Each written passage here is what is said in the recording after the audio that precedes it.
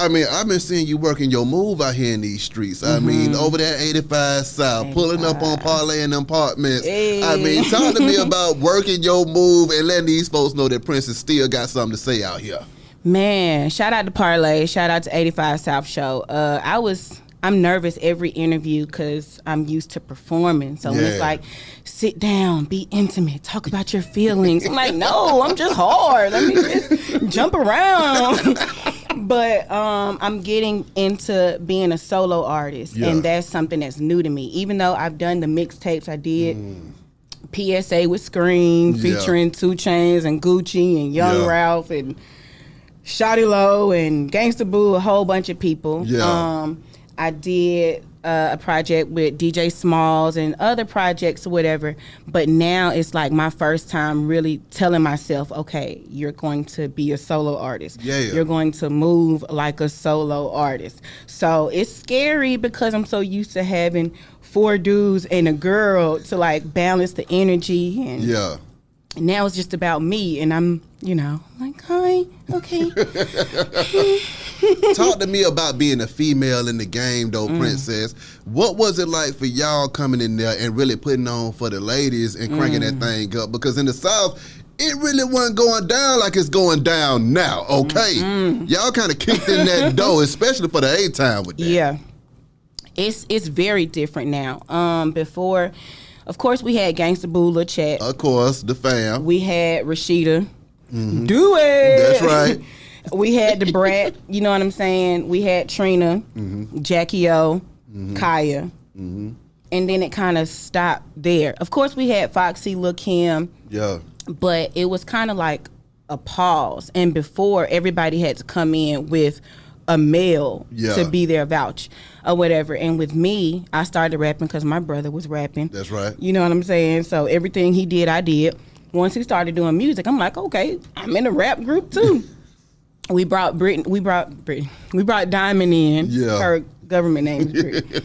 We brought Diamond in, and we just started grooving and rapping, and we never had that moment of, one day we're gonna make it, one day we're gonna do this. That wasn't our aspiration, for real. It was just a hobby. And I took my brother's passion as my passion, and I'm a business person, so. That's right. I was selling CDs at school, before school, lunchtime, you know what I'm saying? And he used to get mad. He was like, everybody telling me they heard Ellenwood area. They told me they heard Murder by the Cell Phone. I'm like, but they like it. They loving it. We have a fan base. Yeah.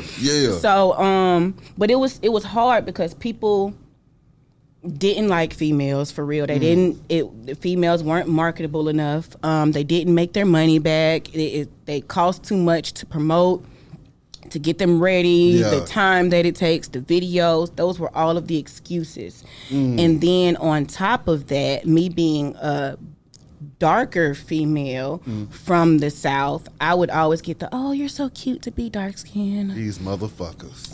And that would be in their mind a compliment, but in my mind it was like, okay. It was an insecurity thing.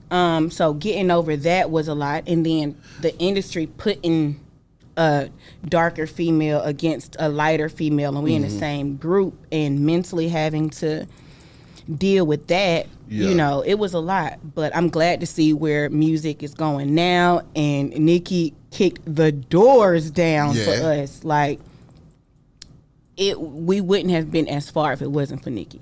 Being dark-skinned, though, Princess, did you still not see all of these men out here going crazy for Princess? Because that was one of the questions that I had, too.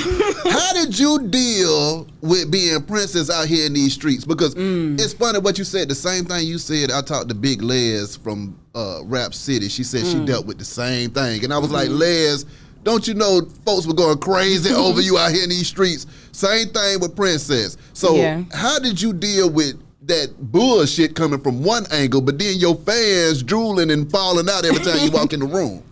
Well, we didn't have social media back then, for real, so we didn't know who was looking, one. And then two, early on, I took on the role mentally as being the tough no nonsense, I beat your ass chick, and left the glamour and glitz up to Diamond because that's what she naturally is. That's what gravitated me towards her, because she always carried herself like, you know what I'm saying, she that chick. Yeah. Even in middle school. So when it came around to add somebody, I'm like, this the one. Yeah. We gonna make it work, and that's what we did. My God.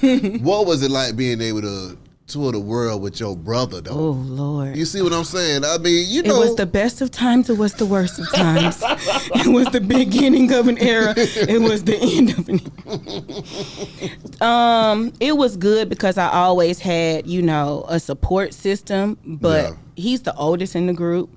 He was the main producer in the group. But there came a time where he quit.